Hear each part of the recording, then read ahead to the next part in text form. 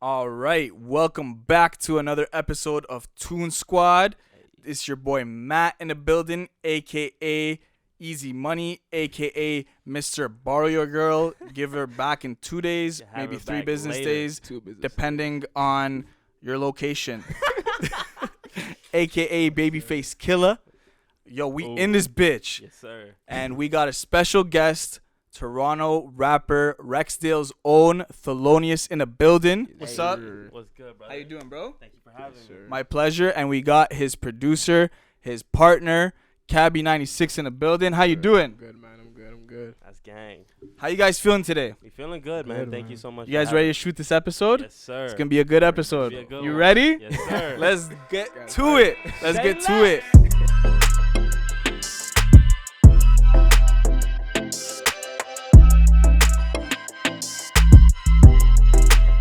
You guys are feeling good today? Hey, man, Yes, it's been sir. a good day. Beautiful. It's been actually, you know what? It has been a good day. Yeah, it And, been a lot colder, but it was. Well, it's Toronto. It's gonna Sir, get yeah, colder yeah. and then hotter later and then colder Sir, again. fact. All right, before we get into anything, we are going to be playing the new music video, Silverstone Summertimes 2, right now. Check it out. Hey.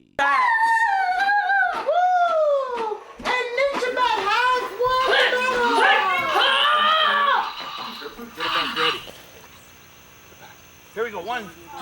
Daddy, Yes? when we're ready, just say ready, action. Ready? Ready, action.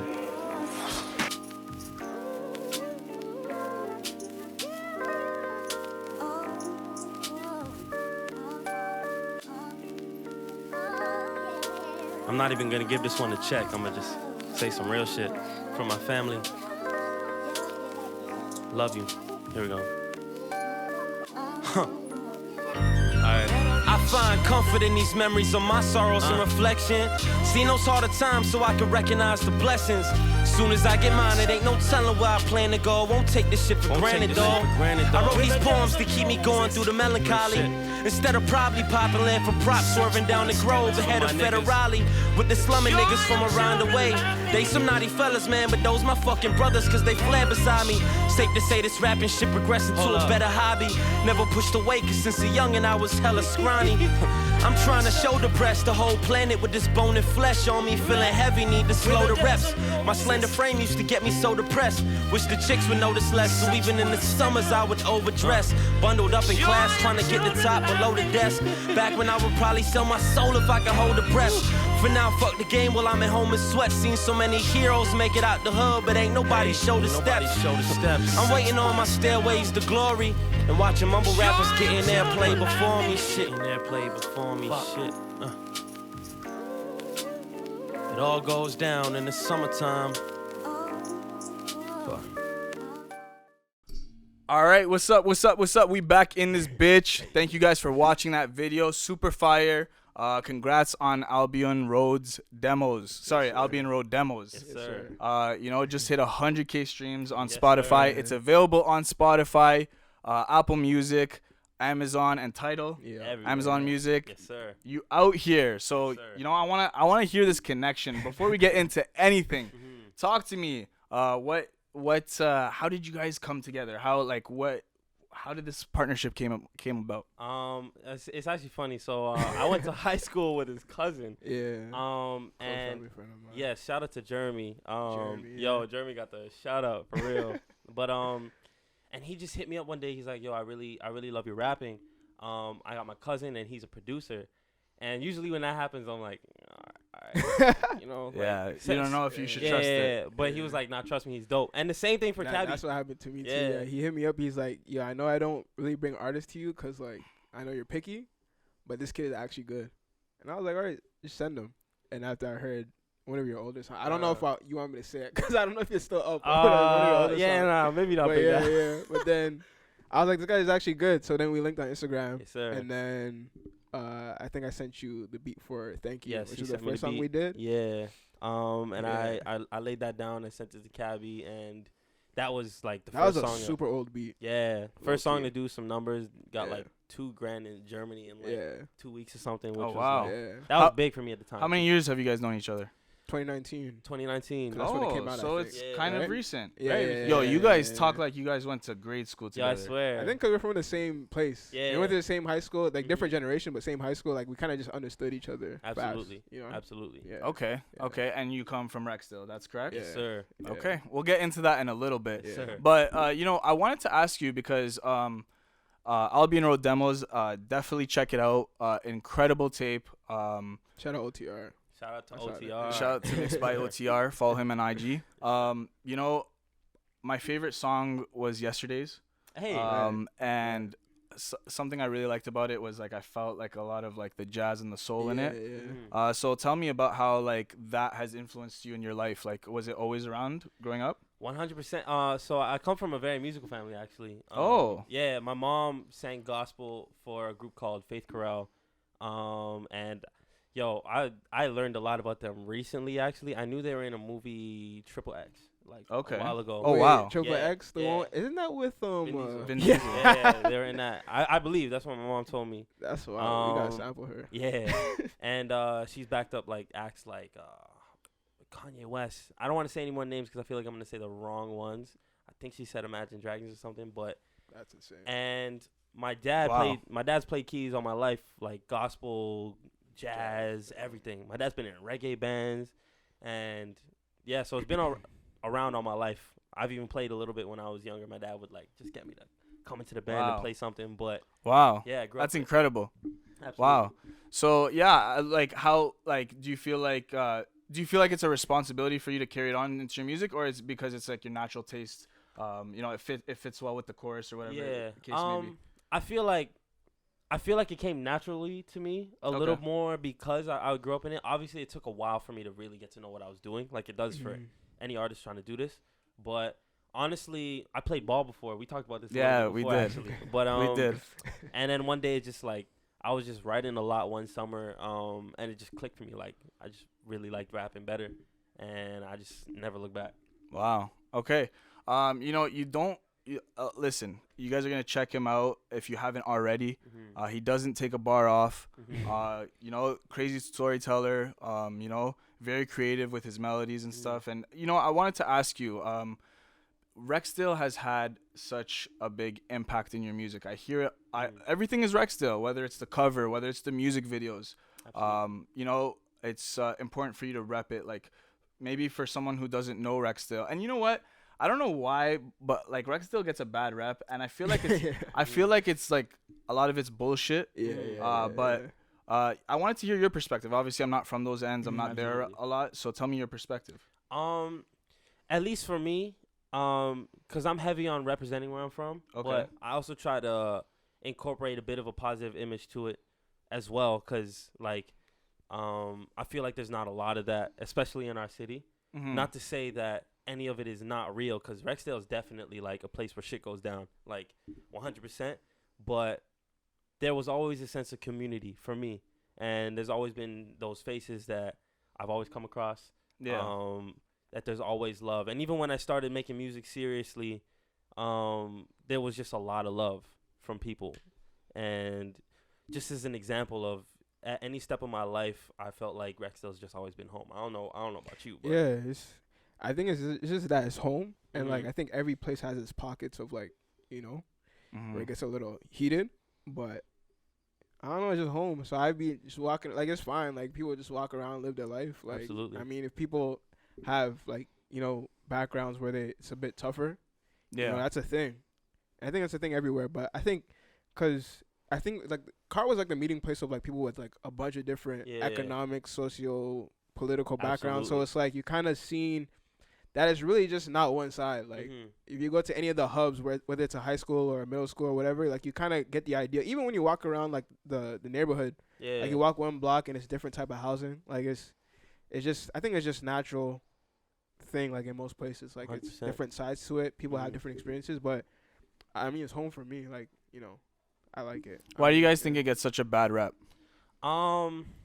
It's a dangerous neighborhood at times. Like Okay. I like think it was things go worse down. back then, maybe. It was worse back Yeah. then. I learned a lot about the history of Rexdale in the past like 2 years, just working with a lot of the OGs from there. Nice. But I don't know, like, it's funny too, cause like we talked about, I played ball. I was a bit of a shit talker growing up too, so I've had my life threatened. But like, you know how to deal with it at a certain point. Like, it's not like every day I walk outside my house and I gotta worry about my life being threatened. Or stories, though. You know, Yeah. we've heard stories, Yeah. and you just know how to navigate home after a while. You know? Yeah. It might not be something that you see like just driving in the streets, but like, you know, maybe you know, like you said, every hood has pockets. Yeah. It's not always blatantly in front of you or like, you know, in broad daylight when you're just walking around. So no, that's super dope. I want you to kind of expand, like, congrats again. We said 100K streams on Albion Road demos.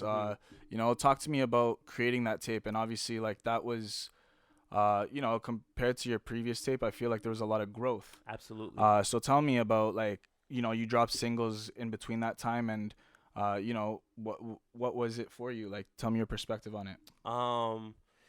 Yeah, man. I put on my first tape ever the prior year, Silverstone's Own, and I was proud of that. That was a really hard tape to put together, and it had moments that I really loved, but I felt like I wanted to do more, and I wanted to represent my community in a positive way. And that was also a very hard year for me, so I felt like Albion Road Demos became a project that was equally about self-growth and coming out on top, as it was about the music itself. So a lot of the writing was just written. I feel like moments like Silverstone Sometimes 2, SS2 is a very victorious sounding song, and it's because, like, that's really how I felt when I wrote that. Like, I felt like there was a period where I was worried I wasn't built for this music shit, and that shit really fucked with me because I did not want to stop. Like, this was I've loved this shit since I was a kid, but I feel like this project was a moment that I realized that I definitely am built for this, and it was also the first time me and Cabbie like really locked in funny. together. Like, you know what I'm saying? we like, cause I did like only 2 songs on Silverstone's Own, and then like, but like, and we still hadn't really like been in a studio session ever. Absolutely. Like, those 2 songs, I emailed him those beats, but like, it was after that project was done, whatever, like, we actually need to log in, and that's when the project started to come together. Cause I knew I always wanted to do a project with him, cause I thought at some point I might have wanted to have done like a kind of like a project series where I work with like one artist. You know what I mean? But it ended up being his project, and I think it was much better that way, because I think it just showed his story like really nicely from the last project.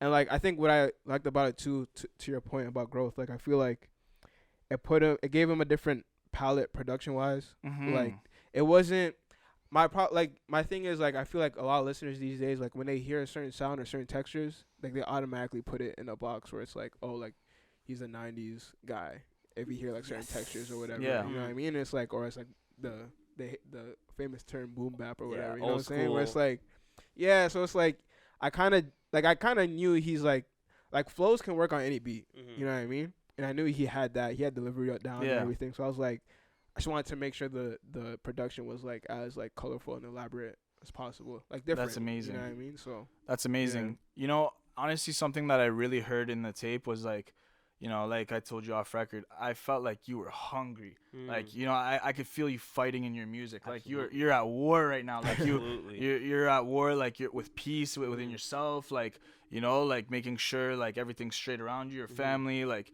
you know, represent like where you're from, and like just fighting to make it in the music industry. Like, bunch of phonies, a bunch of hate, a bunch of like you told me, like, you know, it takes a lot goes behind the scenes when making a project. And, you know, I just want you to elaborate on that. Like, maybe for someone who is just a listener and they're not an artist, like, what do artists go in the background while they're creating tapes, EPs, albums, singles? I'm sorry, it was just crazy that you worded it that way too, because that's crazy. I was like I was going through a lot of shit, just seeing a lot of pain in my personal life, like, and I'm not even really as open about it with even Cabbie or people close to me, but just seeing a lot going on within my family and within my friend groups and people I grew up with, and seeing a couple people pass or whatever, and I just felt like the whole world was on my shoulders. My whole world was on my shoulders. That's real. That's at least how I felt, because I felt like I had the potential to do something. Maybe it's just something that was in my own head, but I feel like it helped me take this project to a different height, because I've always been a very competitive person and I've always been someone very hungry. But it just further instilled a certain hunger in me to not only, I feel like one thing with this project, not only was it music and did I make sure the music was right, but I had to become a little bit more of a businessman with this, like handling a lot of the things behind the scenes, because this shit is so much bigger than music and people just don't even realize that. Yeah, it's one thing to have passion for it, but it's another thing to, create an album, have a plan, have marketing, have music videos, have shows, have to do everything. It's a lot.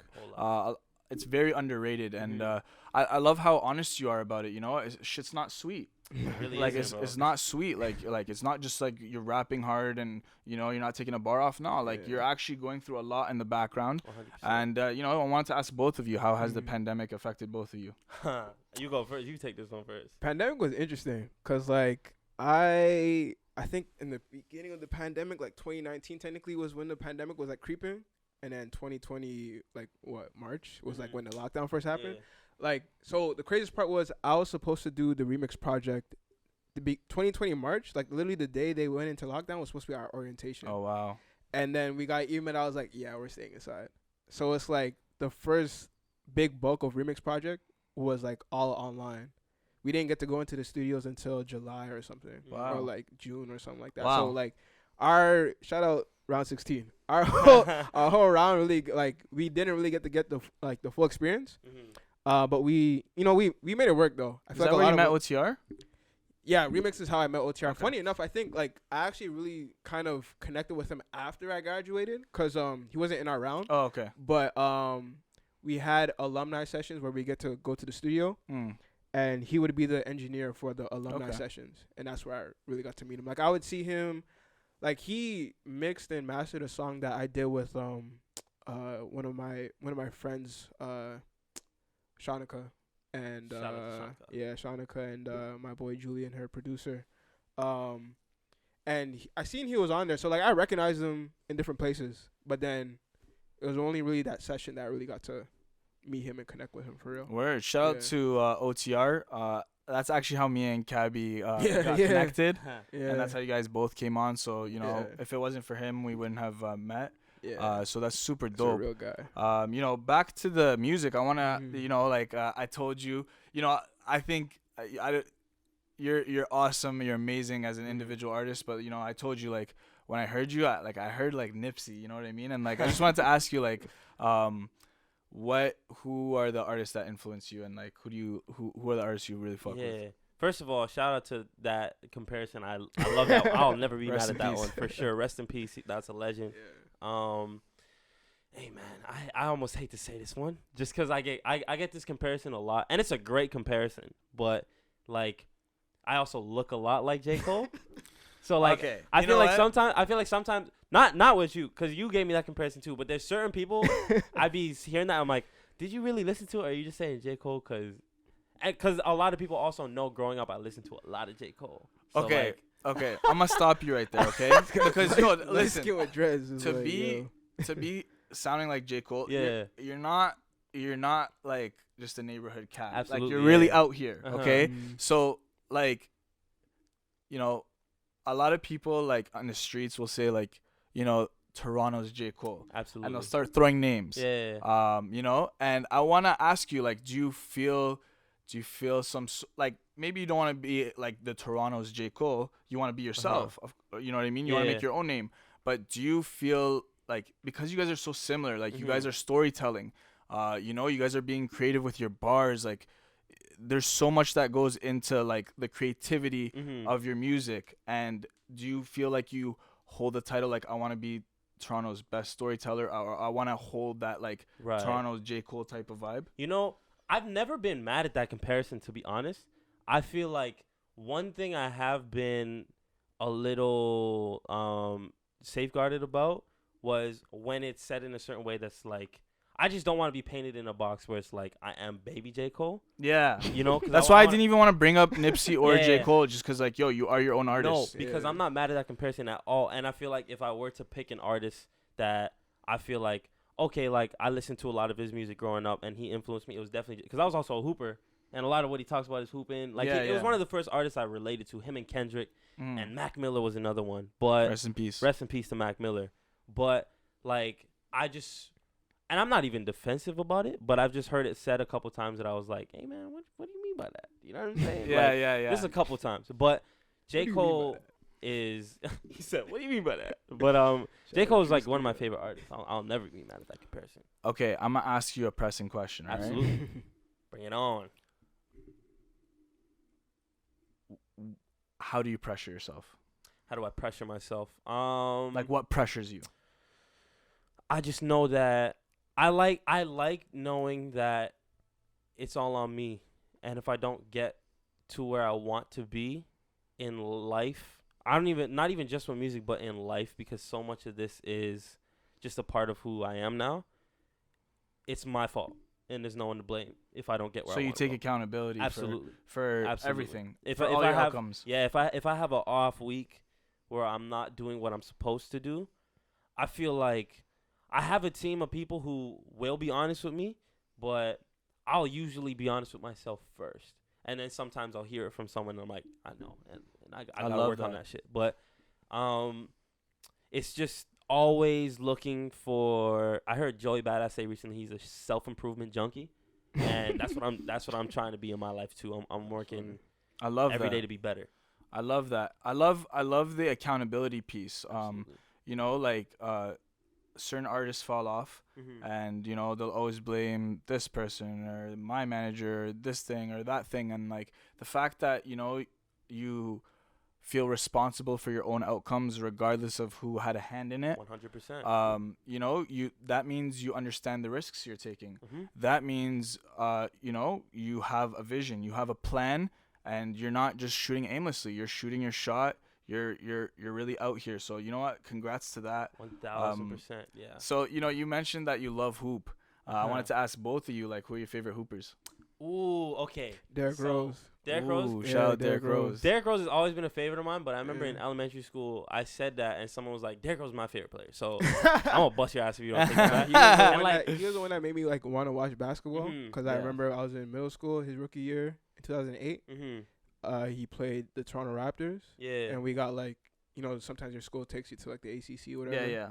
Well, not Scotiabank, but like we Shit. got to That's crazy. watch Derrick Rose. I remember I was like, you know, when you're like going through like the arena and they're about to Yeah. go into the actual stadium, like the television networks will pull up on people and ask them questions like, who do you think is gonna win Rookie of the Year? And one of my boys was like, oh, Derrick Rose. I'm like, who the fuck? Like, who's Derrick Rose? You know what I'm saying? Cause I just watched soccer. Yeah. But then I went to the game and he was hooping and they beat Yeah. us.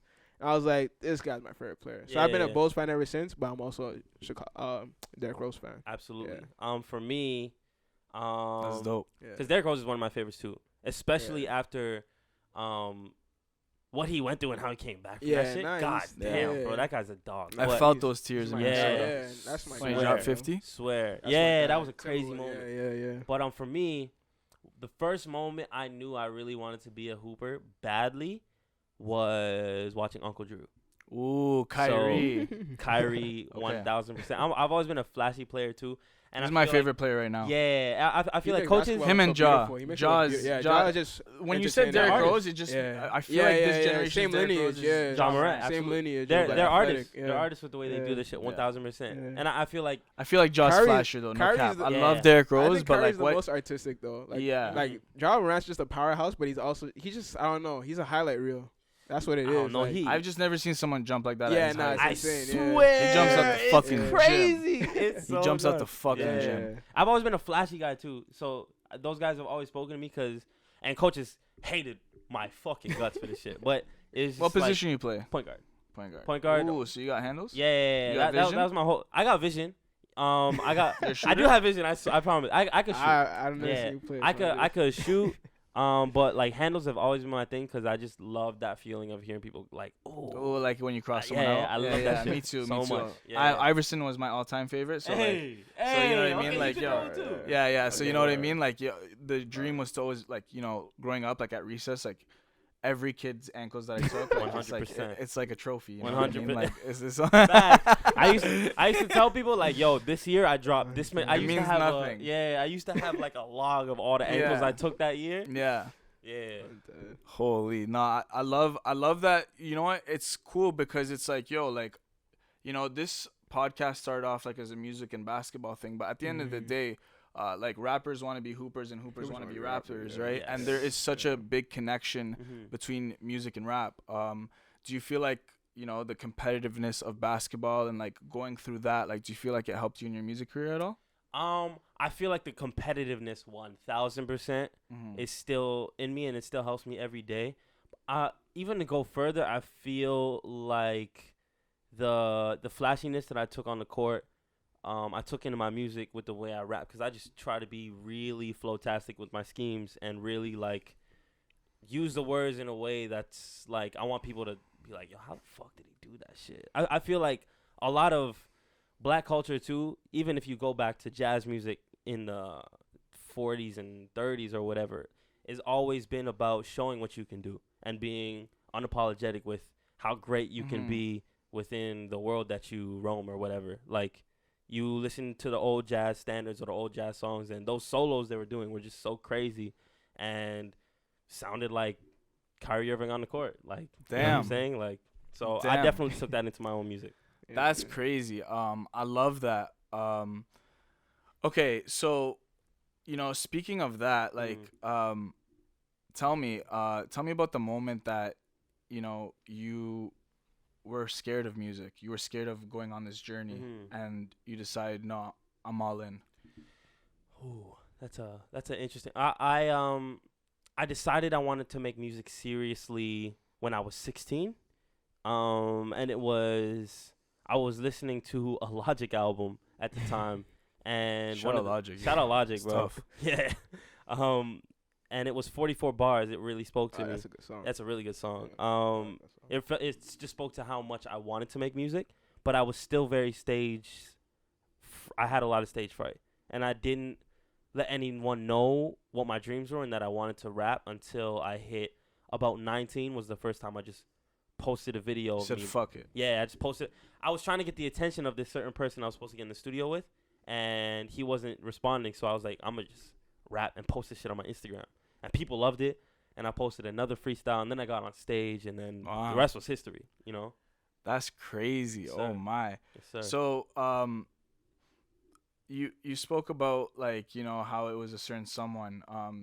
Talk to me about, like, you said you're all in and you're navigating through it. Like, how was dealing with the business part? For a long time, I just didn't want to do it. I just wanted to be an artist, and I wanted to find people who could do that side for me. But to speak to your point you made earlier, which I thought was really well put, a lot of musicians get to a point where they blame their manager or they blame someone for some place they didn't get. But it's like, yo, you trusted that person.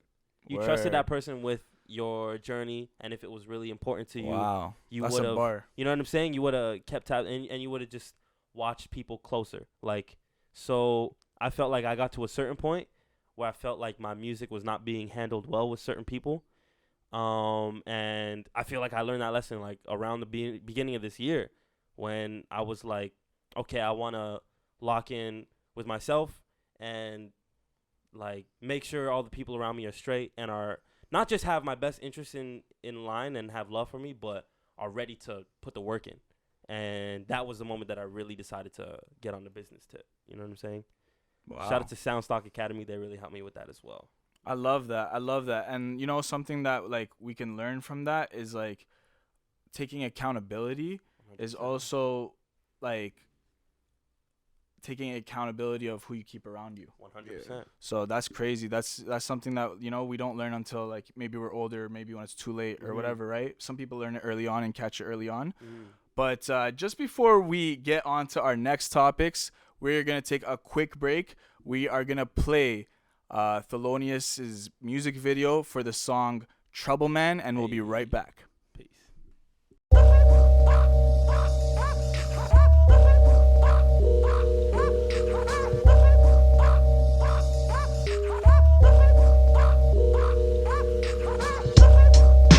Give a fuck about what you think of me, nigga. Wake your punk ass up. Hey, nigga, turn the speakers up. I'm trying to hear the bass knocking out the motherfucking whip, nigga. Check. Penny for your thoughts never cost a dime. Waiting on some fucking peace of mind, that shit so hard to find. Martin Grove nights with stars to shine. Don't make a wish, I don't aim for fantasies, I hate to miss. I'm a motherfucking hot mess. Pussy juices on my cock flesh. Known to rock sweats and push the pen to keep my thoughts fresh. Young and obsessed, the most proper, the dots best. This is what you'll find outside the city if you. Alright, we back in this bitch. We're with Thelonious and Cabbie96, the dynamic duo. Rexdale's very own. So, you know, something that, you know, we just watched, you know, some music videos by you. We got to, you know, get to know you a little bit. You know, at the end of the day, like, if someone searches you on YouTube, you're not with the bottles in the club. You're not, you know what I mean? You're not flexing too much. You're not doing no gimmicky shit. So I wanna, like, you know, I noticed, like, even with, you know, like the biggest artists in the world, they're not always going for big budgets in the music videos. I like, for example, like Lil Durk is kind of like bringing it back where, like, you know, he doesn't need a big budget. He just needs to be in the hood, and, you know, like, he doesn't need much to get a good music video going. I want to ask you about your music videos. You know, you keep it raw. Tell me about, like, why you're not into, like, with the cars, the money, the girls, and, like, showing that part too much. Absolutely. I feel like it's just not an accurate representation of how I came up. Like, I love that. you know, like I feel like so much of my upbringing was just on the ends and hooping and just going through whatever I went through. And even in high school, I don't know about you, I didn't really go to many parties because I was so serious about hooping that I just wouldn't go, and it got to a point where people wouldn't even invite me. 'Cause, like Yeah. they knew You I just wouldn't be trying you to said come. no too many times. You're not even like involved. 100%. And also, like, when I was in high school, I wasn't getting the love I felt like I deserved with hooping. So much of, like, my work was, like, I felt like I always had some shit to prove. So it was just like, party, nigga. Like, I got shit to do. You know what I'm saying? Yeah, Like, yeah. That was just me. And it's funny because it's like you hear the phrase often fake it till you make it. Mm-hmm. We know in our culture to be true that we spend outside of our budget or spend beyond our means. Mm-hmm. You know, I love that you said that you keep it authentic. Like, that's not who you are. Do you feel like a lot of rappers, even if they don't got it, they feel the, like, responsibility to still, like, portray that image, even though it's not necessarily relative to their real life?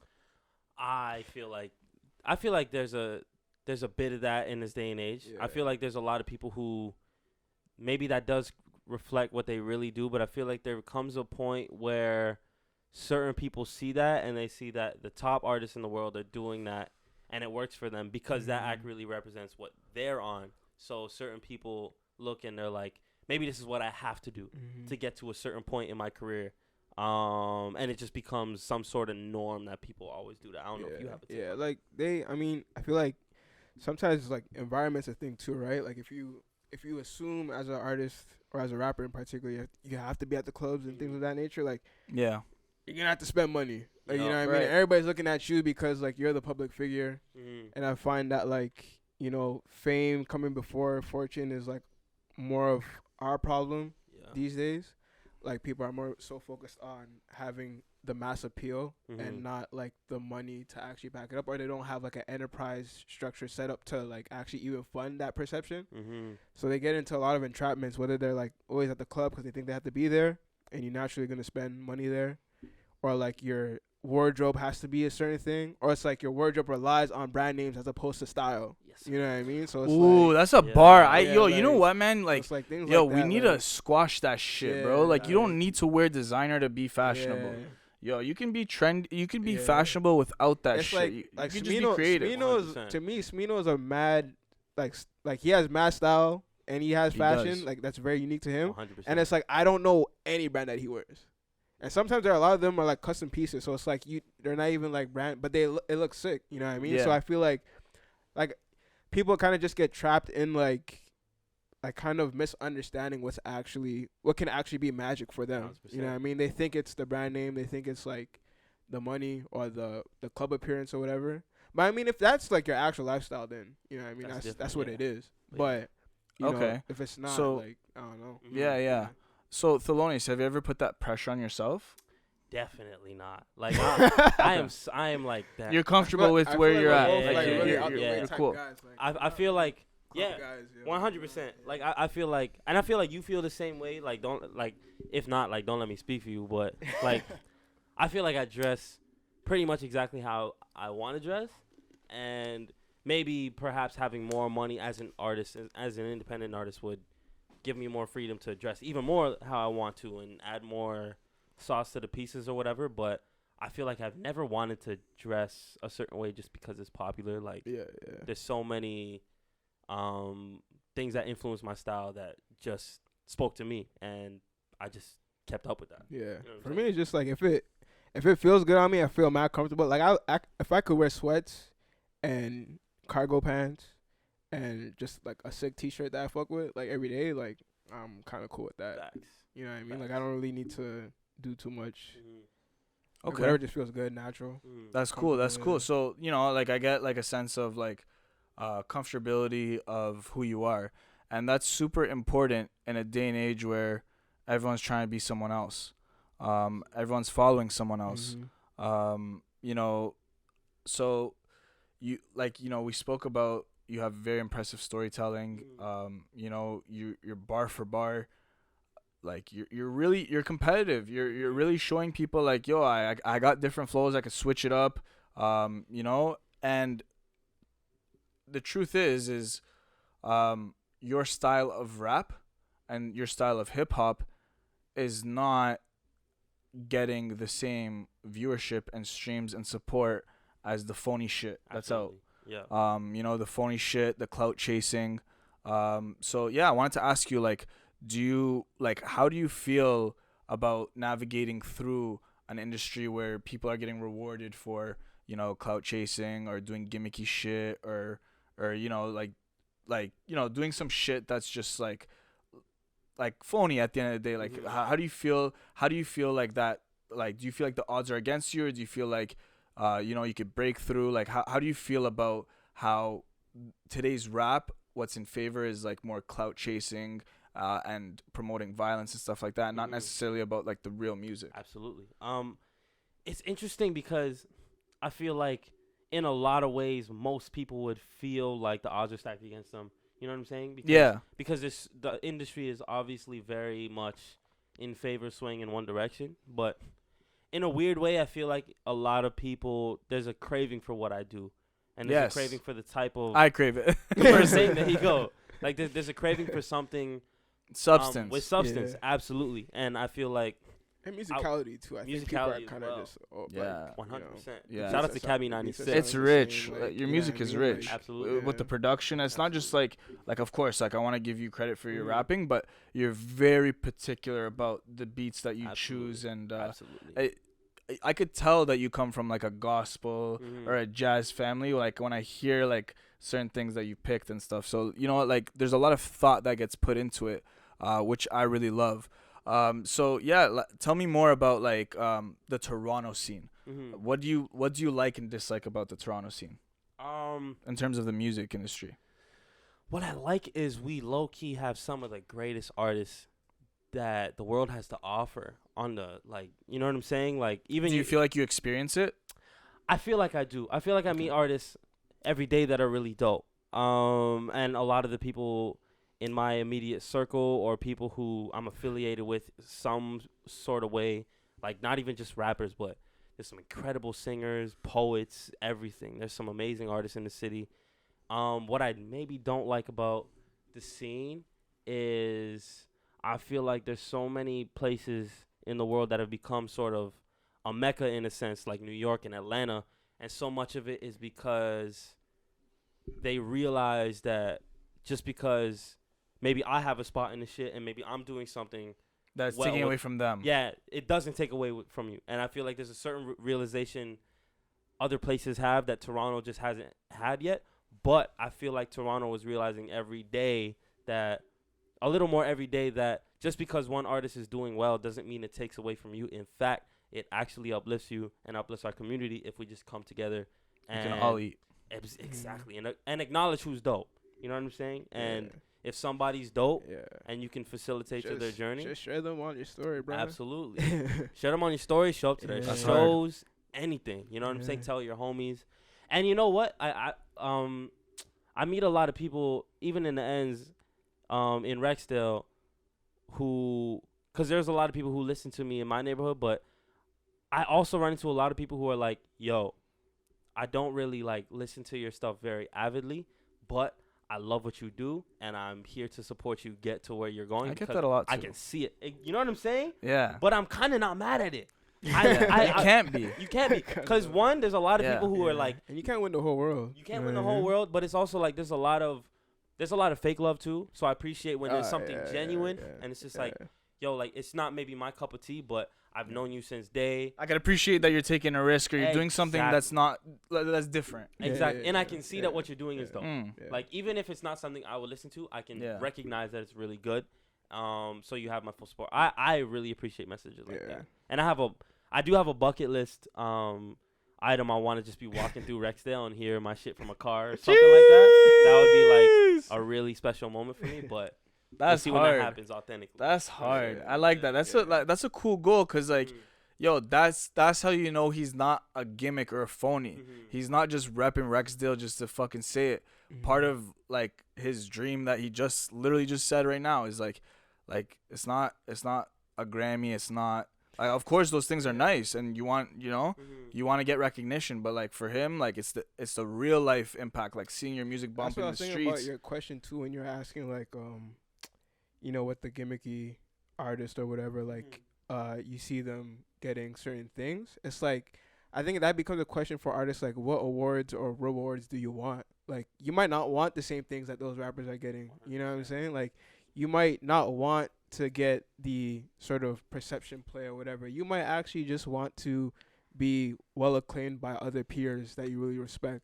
You know what I'm saying? Or, like, have a real, like, business behind your music and like just thriving off that, like, genuinely. You don't really care if you get the like 50 Cent has never won a Grammy, but like I'm pretty sure he's not tripping off of not having a Grammy. He's very successful. You know what I'm saying? Done like, numbers. It's not about doing numbers like, for Nas him. just won a Grammy for King's Disease. Like it took them that long. So it's like we would love a Grammy. Like why not? Because it just helps as a brand. It helps it helps open doors that you wouldn't be able to access without one, right? But it's like, is that what an artist may really want? Like, it depends, right? It just depends on what I think you should know so that you don't get wrapped up in what other people are saying is important, because they might not be on this type of journey or type of like mindset that you're on. So like, and I think that happens a lot in music. Like people get kind of like so consumed with what's popular and what those people get kind of deemed as benchmarks for what is like good for their career, but it's like doesn't mean that's good for your career type stuff. You know what I mean? So it's like you kind of have to know what you actually want. And, you should, as an artist, I think it's important to know. 100%. Yeah. Wow. That's, some real education going on here. So tell me, in your opinion, I mean, like, Rexdale is big for you, and I'm sure you're looking out for the kids in Rexdale, and, you know they're listening to you. And like you said, you want to hear younger people in their whips just banging your shit, you know? If I'm a young kid watching this and I look up to Thelonious, I want to be like Thelonious, and I want to be even better than him, as an example. Like, what would you tell that person? Yo, rule number 1, just be yourself. I thought you were gonna say they could never be better than you. I thought that's what. I mean, you're gonna have a hard time fucking with like, well, first of all, you're never gonna be better. You're gonna have a hard time fucking with Thelonious if we're being, but like, to be honest, no, because I feel like if someone is inspired by me, I don't even know if I'm at that place yet, but if I am, like, you're probably gonna be better than me. Because you learn so much from the people. I learned so much from Rakim. And I feel like so many of the people who go down the generations, you know what I'm saying? They learn so much more. But I will say, be yourself. Don't be afraid to be yourself, because people could tell if you're faking and if you're lying. So just be who you are. Don't be afraid to push yourself beyond your limits. If it sounds like it's something that's hard to do, do it. because you got to think about what someone else is doing. Maybe they're not doing what you're doing, and that's always a good thing if you're doing something different than what the competition might be doing. Sorry. And yo, if you're just one thing that I tell a lot of people who are trying to make music, if you really want this shit and you're sitting at your house and you're not doing anything, I sound like that nigga from the commercial. You're sitting on your couch, got nothing to do, life's passing you by. No, but if you're just at your crib chilling, think of 3 little ass things that you could do. Yeah, and just do them in that moment, and then chill. You know what I'm saying? Even in those moments, because I feel like the question I always hate and like, but always gets like asked somewhere, and when it comes to music, is like the whole writer's block and beat block thing. Yeah. But like, I feel like to your point about doing anything, like even if you're in that creative block moment, like at least like learn something about the industry. Like, I don't know, Absolutely. like send an email to somebody to help further your career. Word. Like, reach out to somebody. You could be doing so many fucking different things. Because it's not just about the music. Like, it's not music. It's literally not just. You got about writer's music. block. Go read make an email. Read a Go book connect about with someone new. Learn about what publishing is. Like, Go practice. You know what I mean? Yeah. Like, write an email. Yeah. Register yourself on something important. Yeah. Nigga, go to an event. Yeah, research about an event. Absolutely. If you're really Absolutely. if you're really bust and you don't like, you know what I'm saying? just Like, research an event that you know you're gonna go to. Like, do it yeah, whatever, don't sleep on the like, open mics because do a it's cover. great practice and you will meet people. Like, just do, yeah, just and that's the biggest thing in relationships is like it's crazy. Like I was telling you, like I was literally driving here and I was texting Kenya Jade for a studio session. Yeah, shout out and Kenya then Jade. you're like your co-hosts are I was like, what? Like, yeah, cause I seen that you guys follow each other. I thought you were just a fan or whatever. And I was like, oh, that's crazy. I'm definitely a fan. Yeah. Nah, yeah, we're all fans. Yeah. Absolutely. No, that's dope. And it's sick that you guys said that because like sorry, city's so small. It's like I know it's matter. Relationships matter for that reason alone. Yeah, for sure. And at the end of the day, like you said, you could always be doing something. You can always have an impact on your career. It kind of goes back to the accountability piece. If you're really accountable for yourself, when you're not feeling your best, you're working on it in other ways. It might not be like performance. Like, you might have even a singing issue. Like, you might have throat issues and you can't sing or you can't rap, right? Okay, cool. Like, why aren't you invested in your career? Why aren't you looking for a videographer, setting up the next music video, setting 100%. Up the next project, thinking about it? Like, you could be a creative. Like, you got writer's block. Like, you think of the concept of the album, or you know what I mean? That's so funny. You just because I was just about to say like, there's been times where I've had a block and it's just a block that I just can't shake. Cause you either try to push through it or you just like take space and figure out, you know what I'm saying? Just take space to yourself and then come back maybe the next day or something. Maybe give it a week even. But sometimes what I've even done is I just write out an idea I have for something. Just write it out like in essay format or some shit like that. Just to get the idea out so I know what I'm doing for the next step. I or love something. that. You know what I'm saying? Like, there's always something you could be doing. But at the same time, know when to give yourself a breaks. break. You know what I'm saying? Breaks are It's real. important. Yeah.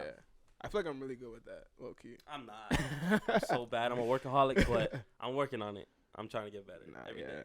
When I'm chilling, I'm chilling. So do you feel like around you got like people who will hold you accountable? Like, people will call you out on your bullshit if you're like, like you're slacking too much, or obviously like it seems like from the moment I spoke to you, you hold yourself accountable first before anyone. But like, do you feel like you got like, even outside of Cabbie, like, do you feel like you got like a team around you that could check you and like really like hold you accountable? Absolutely. Shout out to my unit first of all. Y'all don't know what that means yet, but like the audience will know eventually. Okay. I feel like sometimes I can be very stubborn too, like because I'm already very hard on myself. But I feel like even when I'm stubborn, I know to take a space for maybe a day and think about it, and like perhaps they're right, and maybe I gotta work on it and give them an apology and do my own work on myself. But even outside of my team, my family is very good at that, because one of the things I'm so bad at these days is balancing my life out. It's a really hard one. Do you feel like you work more? You work like you feel like you get burnt out? I have tended to burn myself out a couple times, but I just know in those moments to take my space and not put a huge amount of pressure on myself to get back into it, because I usually get burnt out around the time I'm finished with something. Then it's like I'll really feel the burnout because I don't feel something I immediately have to do. And that's when it's like, yo, maybe take 2 weeks, see your mom, see your family. Shout out, Mom. I love you, Mom. Shout out moms. Shout out to moms, all the moms around the world, but mine especially.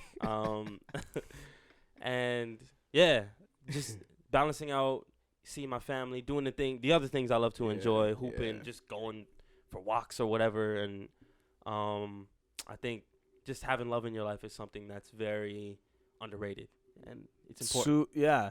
And you know, something I noticed about both of you guys, like you're both very down to earth. You guys are in the scene, you guys are making noise, you guys are really connected with what's going on with music, but that does not mean you guys are out of touch with reality, with the, you know, your neighborhood, you know, like what's really important in life, which I think is like so dope. Now, you know, let's spin it like in a different lens. Talk to me about some of like your goals. They could be short or long term. Absolutely. I feel like I'll give you both actually. I feel like a short term goal of mine is to be able to just make music only and be very comfortable within that. I won't even say comfortable, but I'll just say almost like I don't have to worry about where my next check is coming in because, you know, I got everything sorted out. And from that point, take it even further and know not to ever like be fully comfortable. I say that's a short-term goal, is just to make this my everything and everything I have to worry about in my life. Long-term, I want to be, it's funny you brought up Nipsey because I want to be a staple in my community in the same way. I want to be able to, maybe not in the same way because that man did a lot for where he came from. And I can never take away from that and say like, oh, I'm going to be like that. But I want to do something. I want to do something. No, that's okay, bro. Absolutely. That's okay because you know what you're saying right now? Mm-hmm. You want to have a big impact in your city, in your neighborhood. Absolutely. There's nothing wrong with wanting that or wanting more than that. Mm-hmm. You know what I mean? It's okay to be wanting to have a bigger impact than Nipsey. You know, and you're saying that out of like respect to Nipsey of what he did. But you know what? I love that. Like I think you should feel that way. You should feel like you are doing it, bro. He probably wants you to do that. Yeah, you are doing it. That's what you're pushing towards. And you know what? It's funny because it's like the podcast allows you, like you think it, but you're verbalizing it through the podcast. You know what I mean? Yo, manifesting is a real thing too. Yes, sir. Yes, sir. Really So I wanted to ask you, like, in your opinion, what do you think makes you distinct as an artist, different from any other artist? Like, what are your strengths? Like, what makes you what makes you special? This is for my rap nerds out there. From a technical standpoint, I feel like there's a lot of things I try to do in the way I write that's different. For instance, I'm big on imagery rather than punchlines, which is the biggest thing. And I like to keep my punchlines strong, but your punchlines are witty. Absolutely, thank you so much. I feel like it's really They're important. not corny. That's something that like there's a lot of corny. Not to hate on niggas out there, even in the mainstream, like fuck, of course the mainstream, but like you know what I mean, like yeah, no, that's so dope. Tell me more that makes you distinct. I feel like I try to paint pictures with what I say. Yeah, you know what I'm saying, rather than just relying on the punchlines alone. I feel like that's one thing, and I feel like one thing, and you know what? This one, I want artists to work on this as well.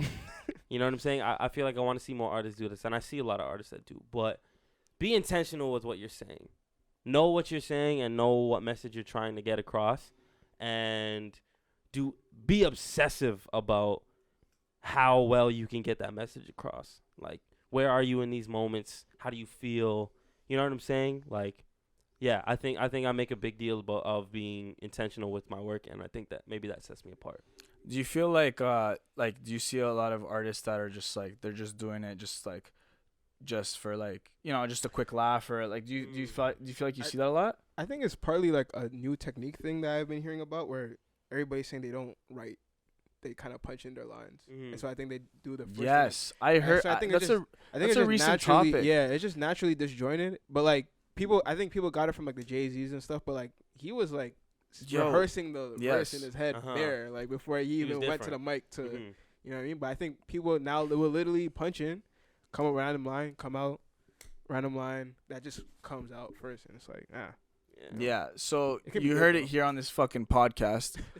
You know, it takes a certain type of individual to be able to freestyle everything. Absolutely. And that's not for everyone. You gotta be Lil Wayne. You gotta be like Hove. You like not everyone is built for that. It's okay to have a pen. It's okay to be like Drake. It's okay to be You calculative. make more money if you have a pen. Yeah, 100%. yeah.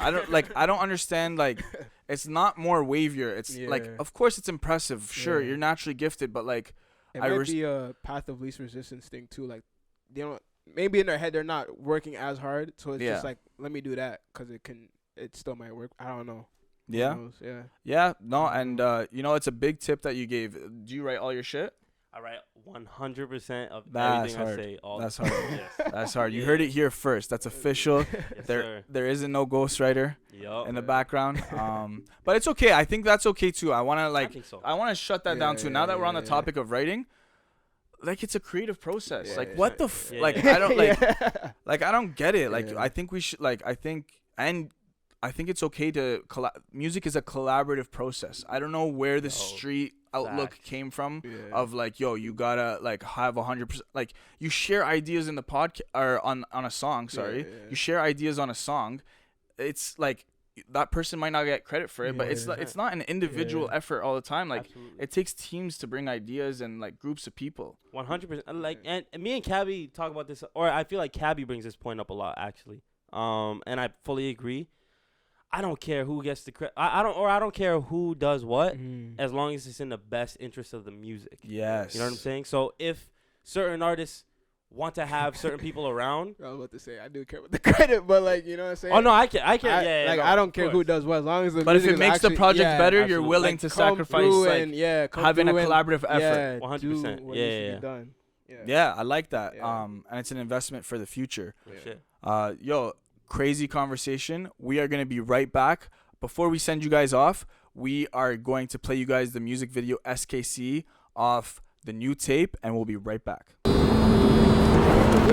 on with this shit, nigga.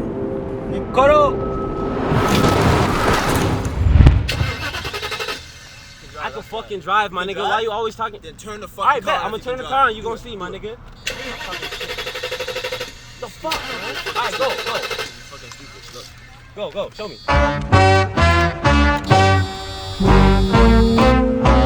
So you can't fucking drive. Nah, nigga, you just an idiot, nigga. Keep talking shit. Turn it on, talking shit. You know, fuck. Alright. Oh yeah, we in the slums, nigga. Hey, shit get crazy out here, son. This one's for the ends, yo, Cabbie. I'm trying to hit a baseline, busting out the roof, my nigga. Check.